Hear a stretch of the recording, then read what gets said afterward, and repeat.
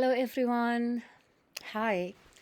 Well, I'm very excited today to read to you a story that is a traditional story of the Inuit people. Inuit people are the people who live in the far northern areas of Alaska, Canada, Siberia, and Greenland. Their life is really influenced by the cold tundra climate in which they live. This is one of my favorite forms of stories because it's a storytelling, which means this story had been told for generations, for hundreds of years, and now you are going to learn all about it. Let's read the introduction of the author. Versions of this story can be found across the Arctic, from the Labrador Inuit all the way to Alaska. It focuses on the power of willing intentions into creation. I have loved learning traditional stories since childhood and was so lucky to have great storytellers in my family and in my community of Iqalut. Nunavut. So I'm hoping I'm saying it correctly. My favorite memories are of camping on the land and telling stories in the tent.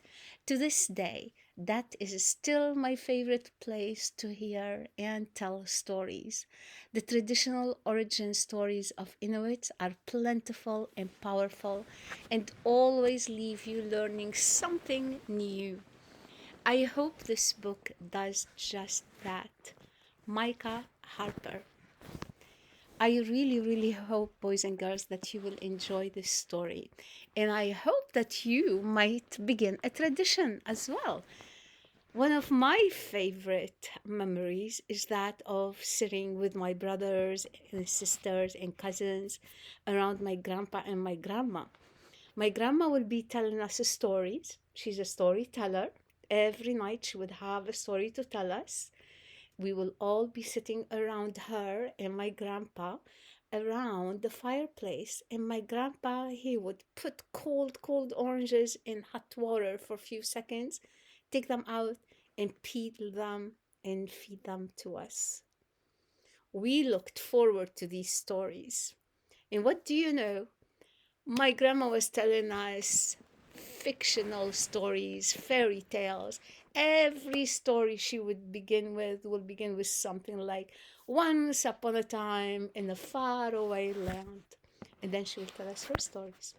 So I really hope you will enjoy this book and you, who knows, might begin a tradition too. Ready? Here we go. A long time ago, when the world was taking shape, a little woman began breathing life into the world. Her name was Gook.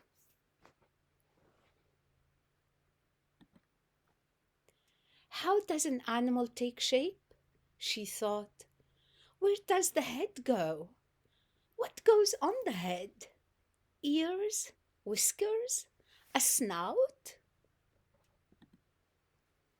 First came the walrus, breathing in, breathing out. Gook created the walrus from her seal skin parka.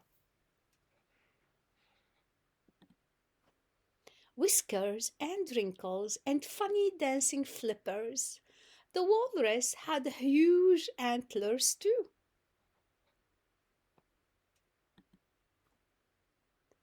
Every time it swam, it would overturn the kayaks in the water. The antlers were too big. The hunters were upset.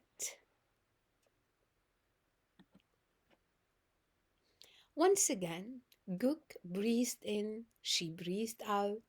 Then she created the caribou from her sealskin pants.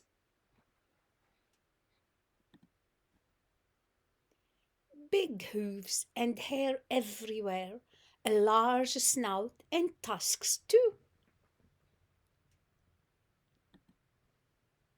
Every time it saw a hunter, the caribou would charge him with its tusks, creating much trouble on the land. The tusks were too big. The hunters were again upset. What would happen if the walrus and the caribou traded different parts of their bodies? Gook thought. Gook called, Kaigisik, Kaigisik, come, come, to the walrus and the caribou. Pulling the tusks out of the caribou's mouth, she gave them to the walrus. Then she pulled the antlers from the walrus's head and gave them to the caribou. There! Remembering the trouble the caribou had caused, she called, Kaigit, Kaigit, come, come. As punishment for hurting the hunters, she kicked its forehead flat, and its eyes bulged. For being so rude, you will stay far away inland, she scolded. Ever since, whenever a caribou smells a human, it is afraid. If your intentions had the power of creation, what animal would you make? Would it have feathers or a big furry tail? Imagine the possibilities.